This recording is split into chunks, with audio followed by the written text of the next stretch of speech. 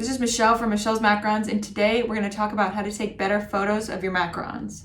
Now, this is more for beginners and just telling you how I was able to do it very cheap without buying a camera using my iPhone, okay? From when I first started until like year 5 or 6. Okay, so this is a very cheap way to take pictures of your baked goods.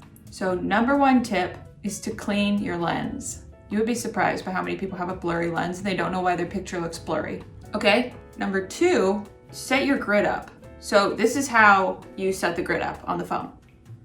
And then try to shoot in one of the thirds of the camera, or right in the center, or 2/3 of the camera. But try to just use the grid to figure out where your best shot is and incorporate that into your photos more. Now, I talked about this in this video, but when I first started, I used, for like 6 years, I used a poster board with marble contact paper, and I'll link the one I used because I like a nice, light, simple background because I want the focus to be on the macaron. But I mean, this is just for beginners, okay? So you can go crazy with food photography, but I'm just trying to focus on the macarons and not have any distractions in the background. So when you're first starting, I would start simple and then build up to the more advanced food photography. But right now, if you're just starting, I would stick with a solid backdrop and shooting overhead at first, okay? Then you can kind of incorporate more props and stuff like that. I'll show you. Okay, so this is just a poster board with marble contact paper. See, kind of bumping up there, you know, do better than that. But that's what I always used because it's just a nice solid background. But you could also use a piece of wood like this, you know? And I just went to a hardware store and had them cut down pieces of wood and painted it. You see it's kind of like blue, okay? You want your window right here, and then this is an Amazon board. So last time I made the video, I said that I used a poster board for my fill board, but that's not true, I guess. I used the back side of the contact paper, like you peel it off and stick that on. I used the part that you peel off. It's a whole new level of broke. I used the side you peel off and put that on this so I could set this up like this, okay? So then the light comes in from over here, giving light to this side of the desserts, and then bounces it a little bit off here so you don't get those shadows on this side as much. So let's say we're gonna take a picture of some macarons, okay? Put those here. When I first started, I just used my iPhone. So then you take your phone or your camera. I used my iPhone for, I don't know, 6 years before I got a real camera. Since I'm using my iPhone, I can't show you, so I'm gonna use this phone, okay? So you go to your camera. Okay, it's not working, but you know what I mean. And then I like overhead shots. So putting the camera here, I would probably put it down like this to get like a close-up. Do one from maybe over here. And if you have a nice background, something like this, but better, you could set it up behind, and then you could take a picture from here or something like that. But I never had that. I always just did top shots. What are they called? Flat lays. So I always took the picture from up here when I was using my iPhone because it's just the best. Or, you know, click like that. Okay, so light coming in from over here. And if you are using artificial lights, you would set them up right here and still use this bounce board and something like this. So you could still use this cheaper setup and buy a couple artificial lights to put here, but the natural light is the best. Now, you do want to have something to diffuse the light. So I use this kind of curtain. It's pretty sheer, and that's what I've always used over my windows to make it so it's not as harsh of a light coming in. So really try, when you're first starting, really try to make the food the focus. And this is shooting on iPhone, but when you're shooting on the iPhone, I'm sure other phones are the same. You need to tap on the screen on what you want to focus on. Here, I will show you.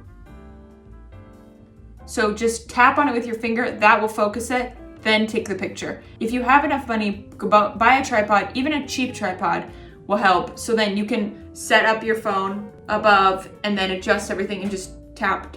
So I'll link some of the tripods I like below. If you're enjoying this video, let me know by hitting the like button below. But when you're first starting, I wouldn't use any props. I would keep it just the food. Try to show what is like delicious about the food. So you could break open a macaron, you could do anything like that. Just try to keep it simple at first. Then you can put more props in and stuff. Here's some examples of using some props, but even when I use props, I like to keep them simple because I still think I'm a beginner, so I just don't know how to incorporate like a lot of stuff. I just don't. So I just keep it simple, and then I'm just gradually adding more if I think it needs it. You really just have to keep it simple and keep the lighting natural and bright, and you can take a good looking professional photo with your phone. Okay, so if you're just starting, I wouldn't use any props, anything like that. Just focus on getting a really nice picture of the food. Okay, maybe shoot it really close up, just focusing on the food and what makes the food delicious. Then once you get the hang of that, you can add some props, stuff like that. But I still, with taking pictures of food, I still like to keep simple and like solid colors. Anything that will keep the focus on the food. But then you can also use like, so you could use, I've got a poster board here with marble contact paper, but you could do, I just get some boards and painted them solid colors. That's really easy to do. Any nice solid color is good for beginners. It's also nice to get something you can use as a backdrop. So you could use one of those solid boards or another white poster board or something, just like a clean solid background so you can shoot straight on. But it's hard with the phone to get that blurred look in the back, you know, like this. I couldn't get that until I got a real camera. I'm using the cheapest Canon camera I could find. I will link the one I use below, but that is when I was able to get, when I used the 50 lens, that's when I was able to get that blurred background. So you can use portrait mode on your iPhone, but I just feel like you can always tell that's portrait mode. That's if you want to add props and stuff, but if you're just using like a stack of macarons or a cupcake or something, just straight on with a white background, you can just tap on the screen where the muffin is or whatever, or the cupcake, and it will focus on that and make it so the background's not as clear. So that should help too. And really try to get creative with how you're positioning your macarons or whatever you're taking pictures of. Like, what would be delicious? A giant pile of macarons. So just like kind of put them all in there and arrange them to look like that is something someone could have if they buy your macarons. Or I like to set them up on their side and push them all together so the whole frame is filled with macarons. And don't zoom. If you want a closer shot, put your phone lower. Don't use the zoom when you're taking pictures. Or making patterns with your macarons. That's fun because they are just circles, and it is hard after a while to take photos every single day of just circles. So try to mix it up and do different like shapes with your macarons, and stacking them is fun if you can get them to stack and not fall over. But I mean, it even kind of looks cool when they fall over a little bit.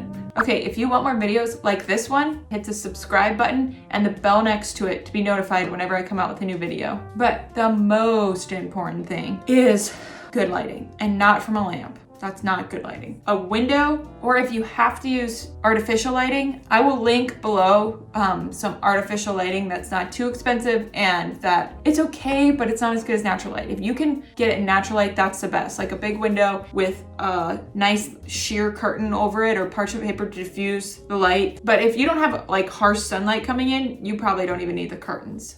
Also, when you're taking pictures of multiple objects, try your best to group them in odd numbers. And unless you get to a certain number where you're like over 10, I wouldn't worry about it because then you have enough stuff on there that you don't have to worry about it. But if you're doing just a couple macarons, I would make sure you're grouping them in 3s or 7 or an odd number. And also go on Pinterest or Google and type in food photography or food styling and look at the photos and take note of the photos that you love and the ones that really catch your eye, and notice the shape the food is making and the props are making as well. Like, is it like an S or is it a triangle?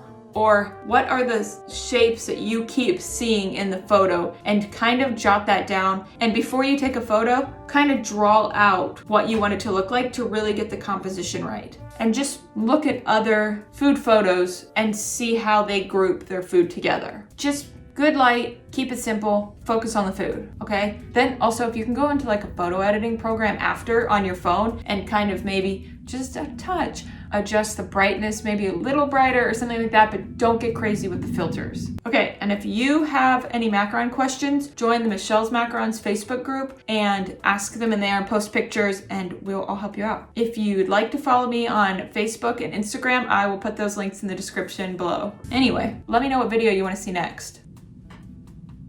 Spent a lot of time on this. Okay, love you, bye.